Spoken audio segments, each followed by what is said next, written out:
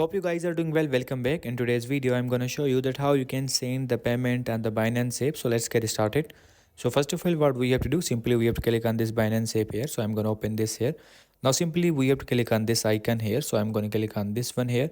As you can see now, you will get the first option to send payment. If you want to send the payment or if you want to receive the payment, that is also available. So now I'm going to click on the send option here. And after clicking on the send option, now we have two options here. If you want to send the user, if you have to add the Binance ID of the receiver, or if you can add the email or the phone number of the receiver.